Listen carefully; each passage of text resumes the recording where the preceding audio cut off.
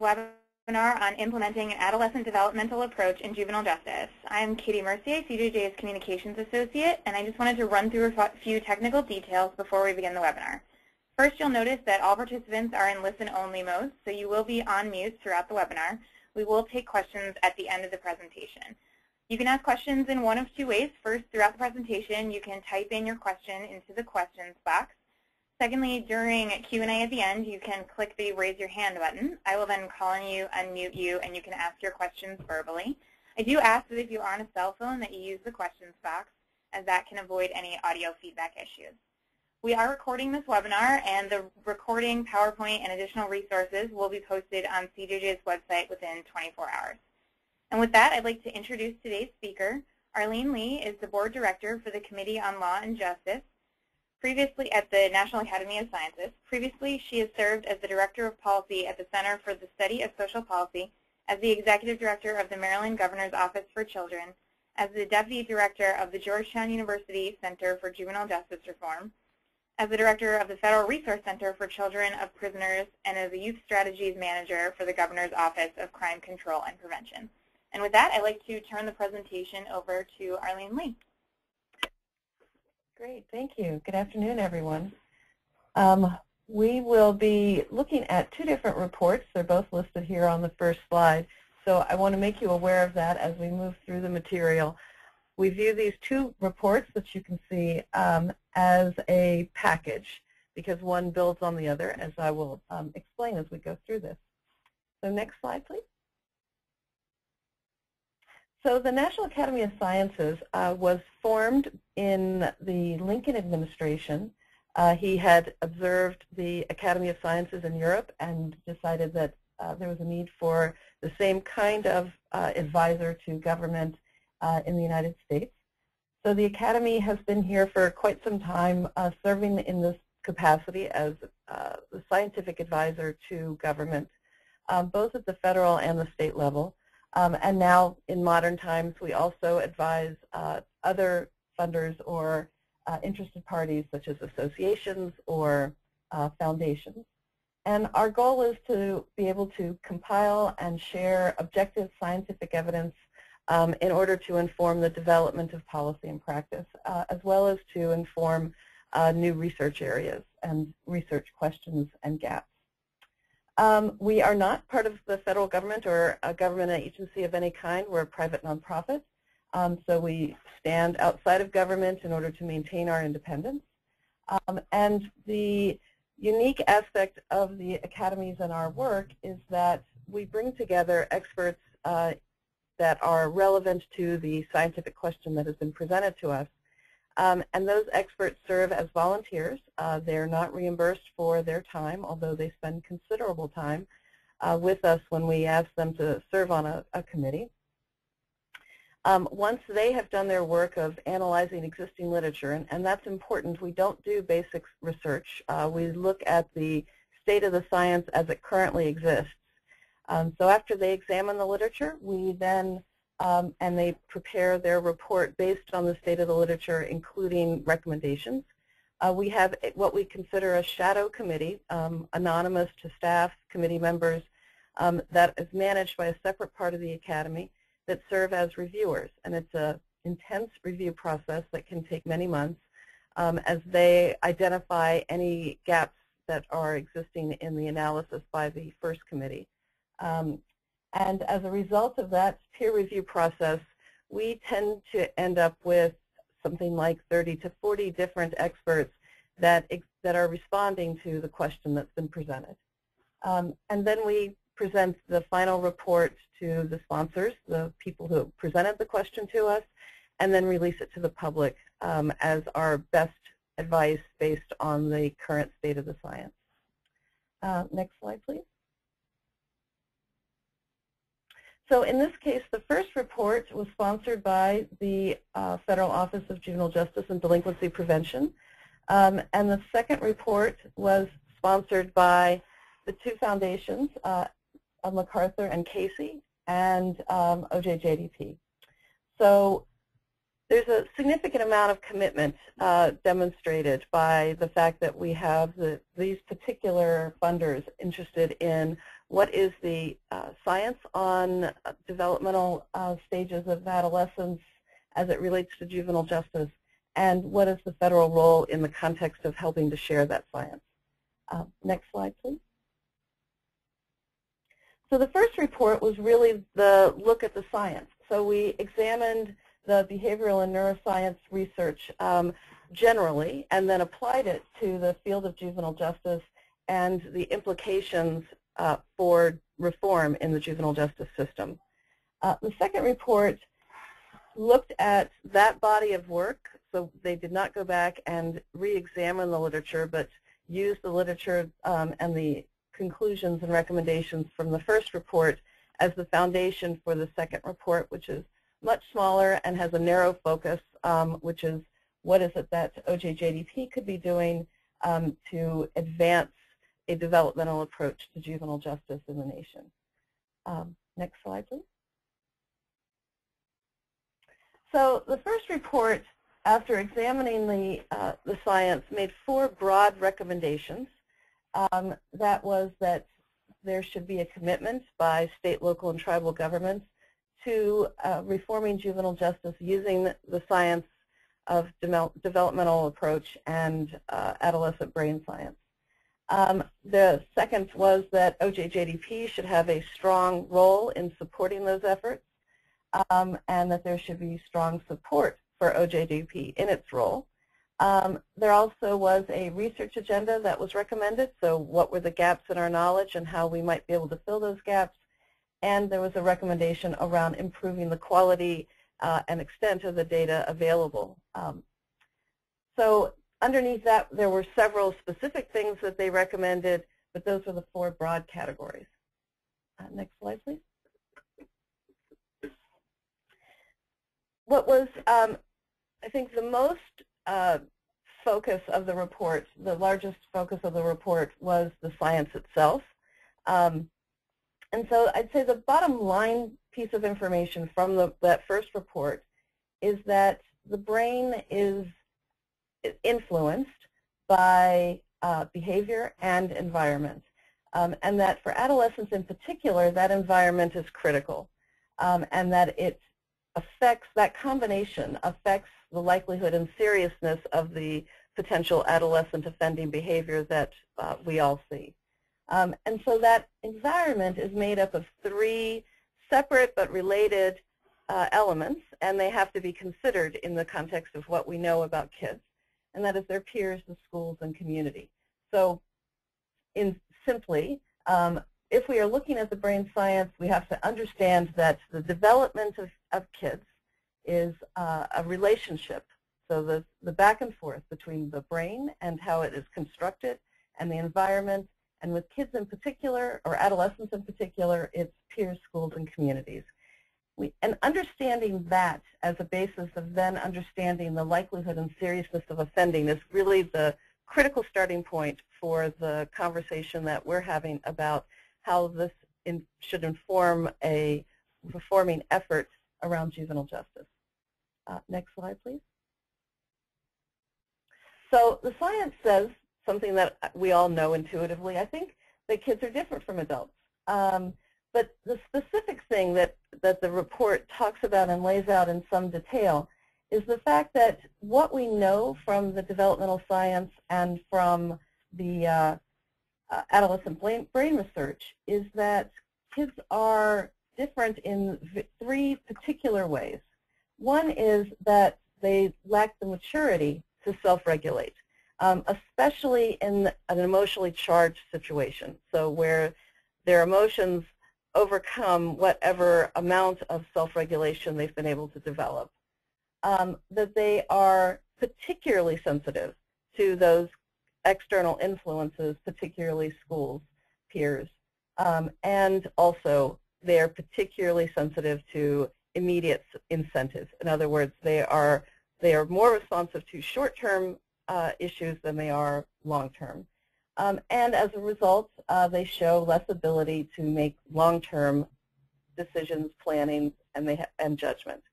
So those are the 3 critical differences between adults and kids. The capacity for self-regulation, the extent to which they are sensitive to external influences, and their ability to make judgments and decisions that are long-term or future-oriented. The reason for that has to do with the development of executive functioning, and so that part of the brain is the part of the brain that is the slowest to develop. It develops at the very end. So next slide, please. Thanks. So there are actually three separate functions underneath what we describe as executive functioning. And I'm just going to quickly go through them because I think it's important to understand that this is not something that happens sequentially, that happens at different times and differently for different kids. But essentially, it's working memory, inhibitory control, and cognitive flexibility. And what I've tried to do with this chart that's based on a piece from the Harvard Center on the Developing Child is to give you a sense of at what stage you can expect to have different developmental leaps in these three different areas. The adult line, which is the first part of this chart, is what we hope everyone reaches when the executive functioning of the brain is fully developed. So it's being able to remember multiple tasks, rules, and strategies, despite the fact that there will be variations and context. Being able to self-control, self-regulate, especially when there are differences in situations, and be able to moderate the response in the context of those differences. Being able to revise actions and plans based on changing circumstances. So those are the goals. Those are the things that reflect full development. And then underneath that, you can see that you're going to see different kinds of development for in each of these three areas at different times in the stages of adolescence and youth development. So in other words, these three things develop at different times in different ways. So it's very likely that you will be able to, at some point in your life, respond to varying circumstances and remember multiple tasks or the location of multiple objects, while at the same time not yet being able to demonstrate significant self-control or significant attention.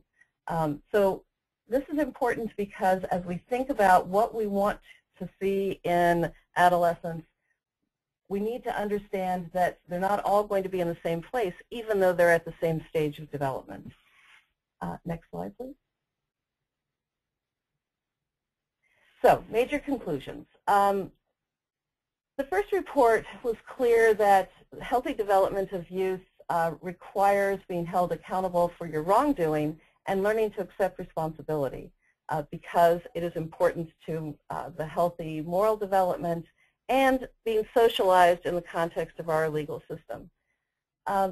So the converse of that is also important, particularly as it relates to DMC, the disproportionate minority contact challenges that we are all trying to address. So in other words, if kids view a particular system or circumstance as unfair, then that will negatively reinforce their behavior. They are more likely to demonstrate antisocial behavior or social disaffection when they see themselves being held accountable or punished in a way that is significantly different from the people around them, or they see themselves as part of a group of people for whom there are differences in outcomes and therefore see the system or the circumstances as unfair. The other significant conclusion from the report is that when policies and programs are primarily punitive, it, again, is counterproductive. It will not foster healthy development, nor will it reduce recidivism to approach programs and services for kids in the juvenile justice system from a punitive perspective or from a punitive approach. The next major finding and conclusion from the report, I think, is important, again, to highlight because it's surprising to a lot of people, which is that we actually have a report that says there is no convincing evidence that confining adolescents for their offending behavior is going to reduce the likelihood of future offending behavior. Now, that is beyond the minimum amount to provide the services needed, but the report talks about what that should look like and in the context of treatment, and suggests that treatment to address a certain behavioral issue should be provided for the shortest amount of time, and that something in the neighborhood of 6 months is probably about the maximum amount before you start to see diminishing returns or the negative reinforcement of behaviors that are offending behaviors. And then the last one is that racial disparities themselves are likely to contribute to a sense of unfairness, particularly among African American youth or minority youth, and will actually create a barrier to progress and being able to assist them in any kind of rehabilitation or treatment services. So by that we mean that if they look around them and they see that they are among a group of children or adolescents that look like them, and they are being treated in their minds differently than other youth, that will actually prevent them from engaging in a positive way with the services that are being provided to them. So perceptions of unfairness play out in two important ways, both around the sense of a system being unfair and the problem of creating a barrier to success. Next slide, please. So what does all this mean? A developmental approach in juvenile justice. It is being able to understand that the acts or offending behavior committed by adolescents occur at a time in their lives when they are developmentally more likely to show poor judgment, take risks, pursue thrills that can lead to problems and lead to behaviors that will ultimately be considered offending behavior, and that the system is not yet centered on how you address that particular problem. So the suggestion is by applying the developmental science that we know in the context of juvenile justice, we would be ensuring that the treatment and services address accountability and responsibility, that they support the opportunities for normal and healthy growth, and that they are delivered in environments that are appropriate to the age and stage of the youth in order to be conducive to healthy development. Next slide, please. So a system that has now become developmentally informed will consist of participants that understand these developmental differences between adolescents and adults, and apply that knowledge so that we can ensure that the youth that are coming into the system are receiving the appropriate services in order to be able to then develop into a successful and productive adult. And the committee then tried to map what they believe are the goals of the juvenile justice system overall and the goals of the developmentally informed juvenile justice system, and found them to be aligned around accountability, preventing reoffending, and the issue of fairness. Next slide, please. So in the second report, the committee tried to drill down a little bit further to be able to identify what would be the hallmarks or the signifiers of a system that is now incorporating into their policies, their practices, the services and treatments that would then demonstrate that it is a system that has become informed by the developmental science. And so the hallmarks are listed here, that there is accountability, but that the youth are not, their youth behavior is not criminalized unnecessarily. So trying to balance the need for understanding accountability without being overly punitive. Providing alternatives to becoming involved in the system to ensure that the behaviors that are being viewed as offending behaviors are being addressed appropriately before bringing youth into the system where their behavior automatically is viewed as criminalized. Having an individualized response based on an assessment of needs and risks, I think that one's fairly plain. But the confinement hallmark is related to the conclusion from the first report about the fact that there are diminishing returns or negative reinforcements when youth are confined beyond what is necessary to address the treatment needs. And so a particular hallmark is confinement only when necessary for public safety, and to provide services as much as possible in settings that are more appropriate to the healthy development of kids.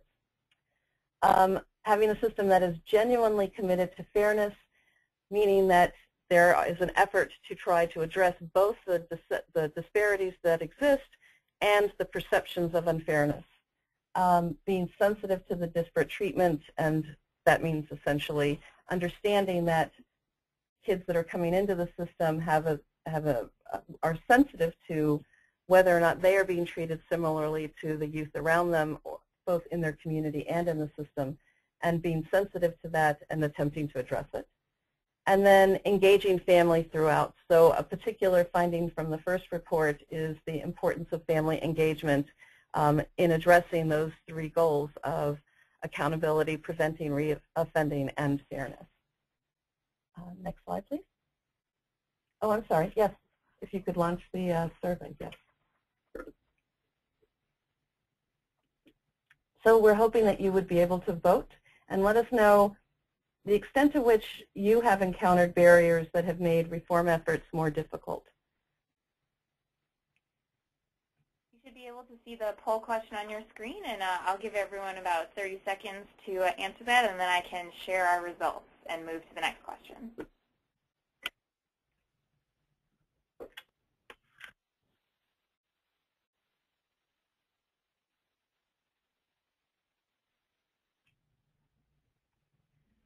So that's not a surprise that a majority of you have encountered some barriers. And so our next question is if we can find out at what point or what has contributed to those barriers. So if you answered yes, we'd be interested in knowing where you encountered those barriers, at what level of government. And if you could, if you have it up now, yep, if you could vote.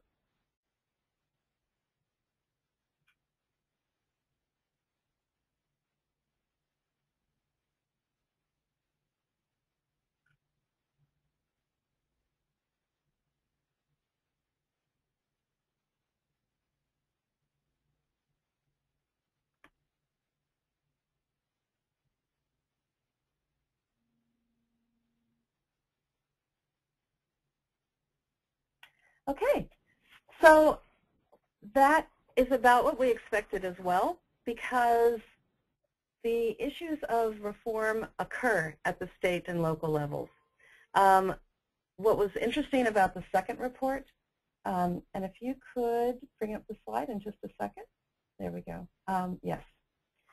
So the recommendation from the first report around how to address reform efforts focused a lot on state government, because that's where reform actually occurs at the state or local level, depending on how your system is constructed. So if it's a state-run system, if it's a county-run system, if it's a combination, you'll have more emphasis on whether it's state government or local government that is the locus of reform. But in any case, the idea here is that the federal government plays a role, but that role is a facilitation role, and that the real reform efforts are happening at the state or local level, and essentially where the action is. So recommendation in the first report was to pay close attention to the state policy reform and to ensure that you are paying attention to who is guiding the reform. So there were specifics around the characteristics of an effective oversight board, that it needs to be multidisciplinary, that it needs to be authorized by the governor or the county executive or the highest elected official in that jurisdiction, so that it has the appropriate auspice to drive not just the reform effort, but also oversee its implementation. There were specific strategies for achieving support for reform efforts, so working with government, working across government with different agencies, working between governments, so state and local relationships, the involvement of community-based organizations, obviously the involvement of youth and parents, and how to try to bring that together into a multidisciplinary stakeholder group that will be able to provide both the leadership in the reform effort and the oversight activities. And then if all of those things are in place, being able to sustain that reform, recognizing that the champions are going to change. Sometimes the governor will be the champion for reform. That might change during a reform effort, and you have to accommodate that shift. A new champion will often emerge from either the judiciary or the legislative branch. And so the reform effort is never a single activity or on a single trajectory, but rather that it will be responsive to the changes around it, and that the leadership, the oversight board itself, has to be able to then address their activities in the context of that changing environment in order to sustain their efforts. Next slide, please. So the second report then talked about the role of the federal government in facilitating that change, which occurs with the SAGs and the state leaders in the context of that oversight board. So supporting that work, providing training and technical assistance, and developing a multi-year demonstration project to assist the efforts. So the role of the SAG, both in the context of the first report and the recommendations about the oversight board and this report, the role of the SAGs was key. There was a clear recommendation that the SAGs should be the first area to focus on for reform efforts.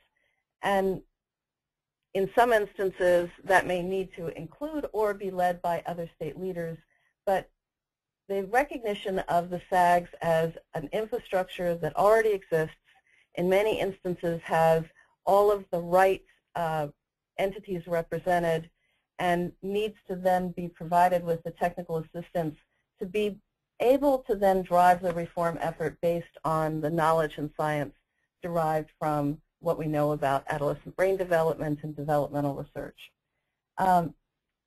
I want to expand just a little on the second point about technical assistance and training being both strategic and tactical. So recognizing that technical assistance can be short-term or long-term, in the context of this reform effort, trying to apply the developmental knowledge, trying to use that in the context of both the policies that are being developed and the practices that are being delivered or services that are being delivered. There was a recommendation that the technical assistance and training be developed by OJJDP to be able to ensure that there are tactical trainings on specific concrete things like the development of a risk assessment, but strategic technical assistance and training that is long-term in nature, where the providers are assigned to a jurisdiction that's undertaking a reform to become more developmentally appropriate, and that is going to take a number of years. And recognizing that this is a long-term initiative, that people are going to take a while to actually embed this, and that the technical assistance and training provided to support the reform effort has to be equally long-term, and ensure that there are people available to support the leaders of the reform effort over a period of time, depending on their needs, depending on the circumstances of the jurisdiction, but that a one-off webinar like this was only a way to introduce a topic, and that long-term reform takes a much longer engagement of the experts and providers. Next slide, please. The other two things that I think are important to point out is that there was a significant focus in the second report about how to address reduction of racial and ethnic disparities. It's a key part of the recommendations about how to develop a reform effort that is informed by the research. And so there were specific things that were raised that I wanted to point out to you. That the committee recommended eliminating the RRI while additionally supporting a new approach to data collection. But to do that in partnership with the states so that this transition is both informed by the experiences of the jurisdictions and able to be implemented in a way that allows for a smooth transition from one approach to another.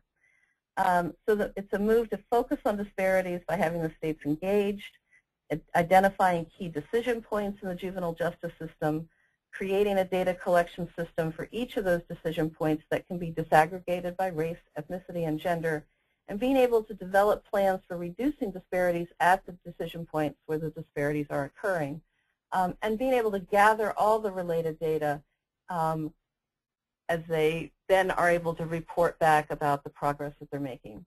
And since the disparity issues come into play both in the accountability component and the reoffending goals and continue to be a particular challenge, the committee spent a great deal of time focused on what could be a new approach for addressing racial and ethnic disparities.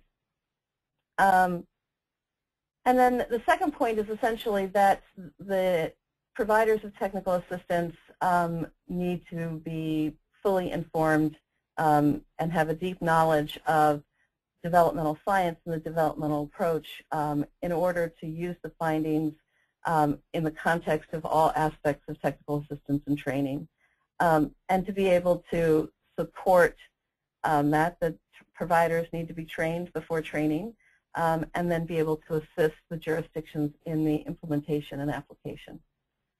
Next slide, please.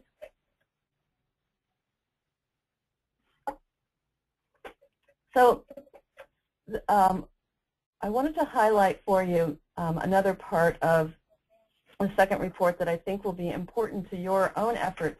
So not just in how you might be able to be engaging with OJJDP in reform efforts at the state and local level, and how to drive those through the use of new tools and new technical assistance, but also what are the resources and funding that can be used to support your efforts.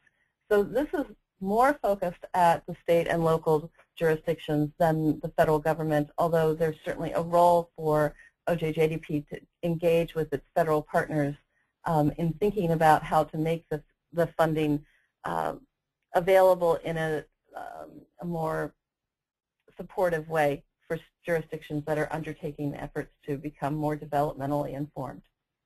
So an appendix to the second report, which is on the website, is a list of different federal funding sources. We've found 110 federal funding sources that can support different aspects of adolescent development in the context of juvenile justice. So I'm going to say that again, 110 funding sources that can support kids at their involvement stage of the juvenile justice system through the reentry stage of juvenile justice. So at risk of coming in and reentry, and all stages in between, aftercare. And then we broke that down so by stage of involvement, and then 5 different domains. You can see health and well-being. There's also education. There's family and family support services. So the slide is only big enough to show you or give you a taste of what you would see. But on the website, you would be able to click on the funding source, and it would bring up then all of the information about eligibility, the stage of involvement in the system for eligibility, the issues that are addressed, such as recreation or reproductive care or treatment of fetal alcohol syndrome or academic support or after-school programs, a description of the funding program, information about how to apply, and a link back to the funding, the source of funding. So I invite and encourage folks who are thinking about what do we need to be doing to support our efforts to also consider, are there federal funding sources that would facilitate your efforts to have a system become more developmentally informed by accessing resources that are addressing gaps in the system like health or education or housing that would facilitate a more responsive approach, or approach that's responsive to the individual needs of the youth that you're addressing. Okay, next slide, please. So finally, I'm going to spend just a couple minutes on reauthorization because I think that's important. We know, I'm sure everyone is aware that the Juvenile Justice and Delinquency Prevention Act reauthorization has been introduced, and there's a great deal of hope that we've got active engagement and involvement, and there's every reason to believe that there's going to be a lot of work around this this year. The report itself supported recommendations. Both reports actually have aligned recommendations around what might be included in reauthorization that would support the reform efforts that are focused on becoming developmentally informed. So that's specifically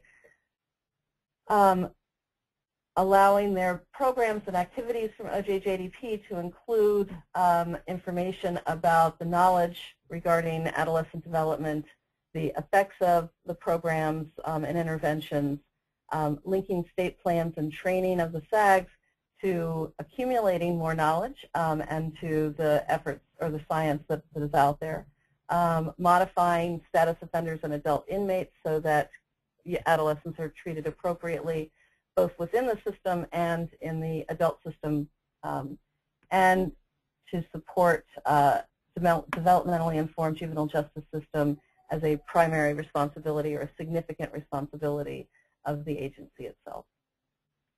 Next slide, please.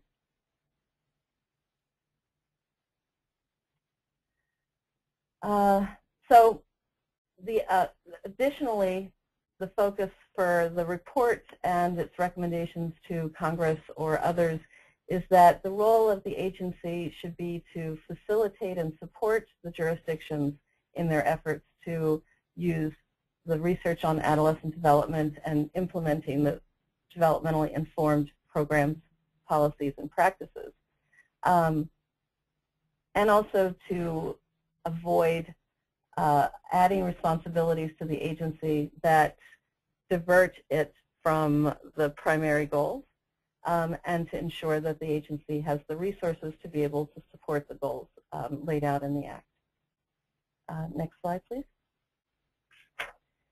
So the challenges, and the report talks about, both reports actually talk about the challenges, but in particular, the first report talks about what the states will encounter, the local jurisdictions will encounter as reform efforts are undertaken. First and foremost, the building an agenda for reform is difficult. It is hard work. It is difficult to develop consensus, and it takes persistence and perseverance and a champion. And again, the SAGs are uniquely positioned to take on that responsibility, and there are state leaders that are around the state advisory groups that can assist and champion a reform activity or reform effort. It is a challenge to implement reform, certainly, and it is an even greater challenge to develop the metrics to be able to demonstrate milestones of success, but that's critically important. Sustaining reform is going to depend largely on the oversight body's ability to be able to be responsive to changes and make appropriate modifications or adjustments along the way. And to always remember that it's a journey. And I know that sounds trite, but it is a fact that no one is on a straight path, and it takes a long time, and people want to see results right away, and there in fact will be demonstrable results, but the overall effort of reform takes a long time. Okay, so I think we have one more poll. So if you could tell us what would be considered applying a developmental approach in juvenile justice?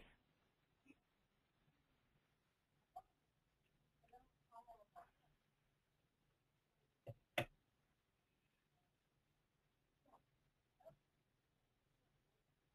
right, I'll give everyone a few more seconds to fill out the poll question, and then I'll share the results.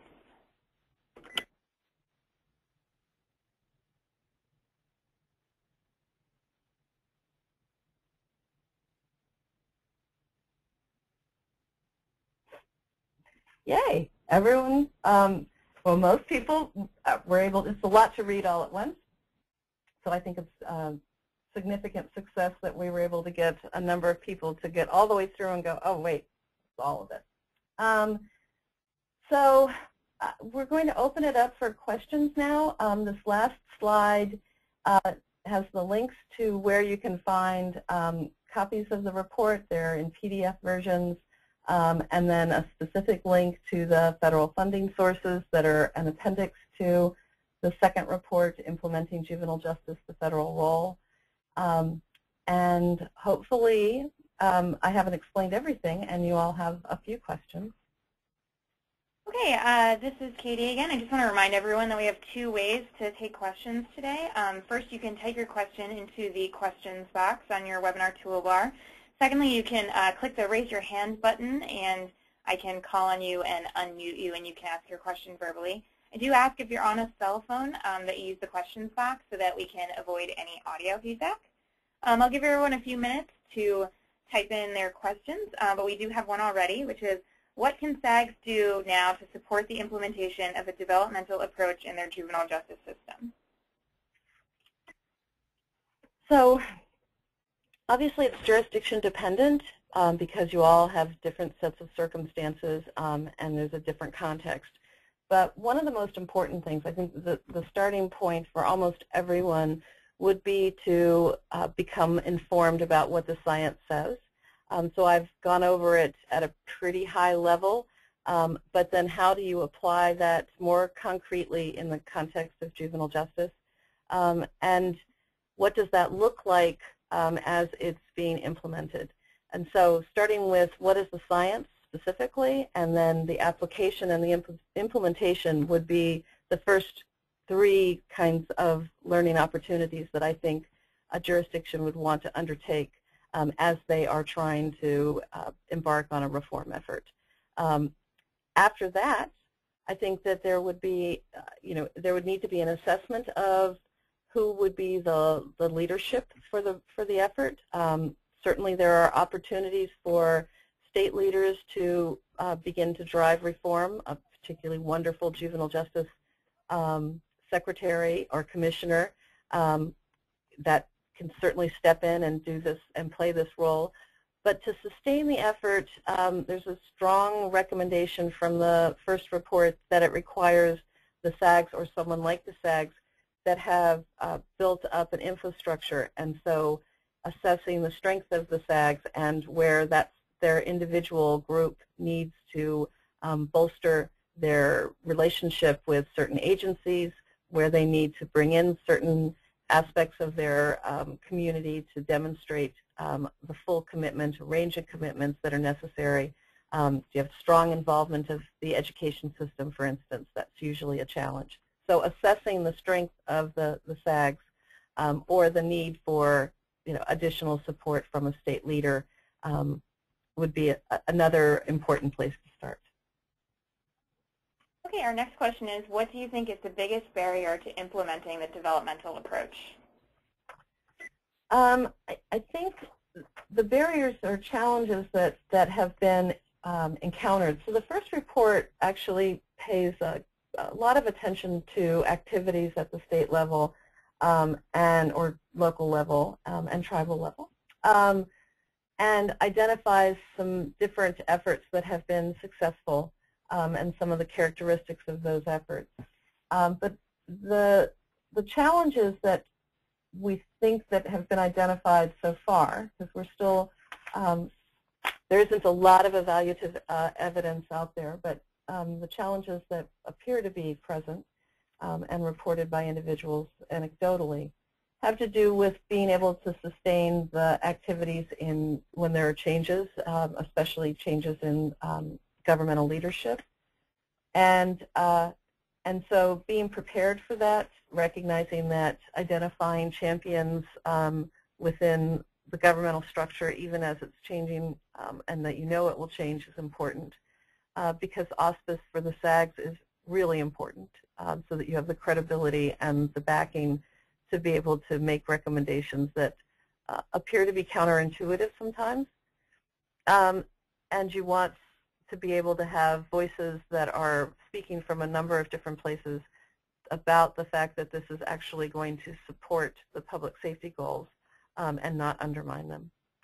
So one of the biggest barriers or challenges is being responsive to the changes in leadership, changes in government, that can create some instability around the activities that you're undertaking. And I'd say the second is at another level, which is with the staff that are implementing or providing the services, so the practitioners on the ground who obviously do the work that they believe is the work that needs to be done, and being able to help them see that their goals of addressing the needs of the youth that are in their care will be advanced by a greater understanding of how the science will actually help them do a better job and achieve the goals that they're trying to achieve with each individual adolescent. So it's not, I'm going to call it hug a thug. It's not an effort to just hug kids and say everything's going to be all right, we know you're just a kid. It's structured around the science that says, in fact, they do need to be held accountable, but in a particular way that's not punitive, but in fact supportive. So helping the folks that are on the ground really understand how that helps their efforts is a second challenge that I think needs to be addressed. Okay, our next question is, what can juvenile judges do to better implement the developmental approach? These are all great questions, by the way. I think judges are in a, obviously a unique position because they're able to see cases over a period of time and see the progress that's being made or lack thereof, both on an individual level and on an aggregate system level. And so they're in a position to see when things aren't working. I think judges can be more engaged in the type of services that are being provided as part of a service plan to the youth that are standing in front of them, and be more probing about the type of services, the quality of the services, the goal of the services, how they're being implemented, and whether or not they are in fact informed by the science. And then at an aggregate level, participating actively in the reform activities of an oversight body. I know some judges feel strongly that ethically they're unable to participate as members of an oversight body, but there are other judges who do not see that as an ethical barrier. So, thinking closely about whether or not they can in fact participate as an active member of a reform group, and then help to provide from the judge's perspective what are some of the things that are or are not working in the system from their vantage point. And so, are we in fact being punitive when we think we're trying to be supportive and individualized? Are we in fact engaging families so that they are participating at all levels, the individual case of their child, the policies that are being developed at the state level, the practices that are being implemented? So are they helping with programs and services, both in the planning and the delivery of them, as well as in the being able to see how they are being received by their own child? So are we in fact engaging families the way that we think that we are? So judges sit in an interesting spot. They have a good vantage point to help inform in the system, the other members of the system, but some feel constrained. And so I would encourage both the involvement at the individual case level, but also at the aggregate system level, and engagement in a way that's active and participating. Okay, our next question is, where can I find information about developmentally appropriate programs? There are some examples. In the first report, there is a section on developmentally appropriate services that lists some of the programs that you would already be familiar with. So one that you probably all know is MST, but there are some other very specific examples. But then it also lays out characteristics. So there may be programs in your jurisdiction that aren't one of the evidence-based programs that are off of the list, but are in fact being delivered in a way that is developmentally informed and appropriate. So being able to both understand which programs have already been assessed and appear to be using the science in a way that advances the goals, and the characteristics, so that you can assess your own programs. Our next question is, how can we educate the general public about the developmental approach? Yeah, that's a really important one because the barriers around public safety concerns are generally driven by a fear of what the public will say if they think that the juvenile justice system has become soft on offending behavior. And so it requires people to be speaking from a number of different parts of the system to talk about what they're encountering and why this is important. So being able to explain and express the science in a way that is useful to the general public, in other words, it's accessible. There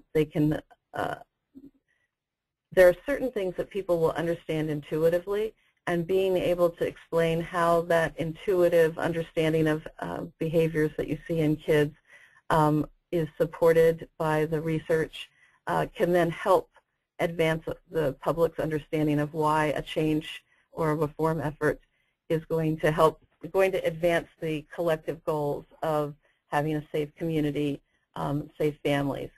And so I think that it requires a number of different voices. Letters to the editor, pieces of literature that are coming out of the Juvenile Justice Agency itself, community events where family members that are engaged in the system are sharing information with other members of the community and other family members. So it requires a multi-pronged approach, but all of those efforts stemming from one goal, which is how do we explain the use of the science in the context of the common understanding of adolescent behavior and how that relates to the public safety goals so that people are able to grasp why this is actually a better approach if your goal is a safe community. Okay, our next question is, what can SAGs do to build their capacity to lead these reform efforts in their jurisdiction? So I kind of said that in the first part where I said I think you start with training and training in a couple of specific areas. So understanding the developmental science and its implementation. And I think that the SAGs can encourage OJJDP to implement that. They have already indicated that they'll be adopting most of the recommendations from the second report. And if you're interested, there's actually a video of Administrator Lisenby on the day that we launched that report, so issued it to the public, where he talks about his commitment and his agency's commitment to adopting most of the recommendations. But I think also it's a supply and demand, right? So if the demand is there as well, a corresponding ask along with the commitment on the part of the agency that the technical assistance and support that the SAGs need will be provided sooner in a more timely way in terms of your own development as a SAG, so where you are when you need it. And so I would say those are the key things, to find ways to educate the members of the SAG and the organizational structure around them. So if they're representing an agency, it's not just that individual on the SAG, but also, extending out from them into their agency. And then encouraging OJJDP to provide the technical assistance that's needed. Okay, I think we have time for this one final question, which is an important part of improving juvenile justice is keeping youth from contacting the system in the first place. Does this report or its studies have any recommendations related to delinquency prevention prior to system contact? So there are,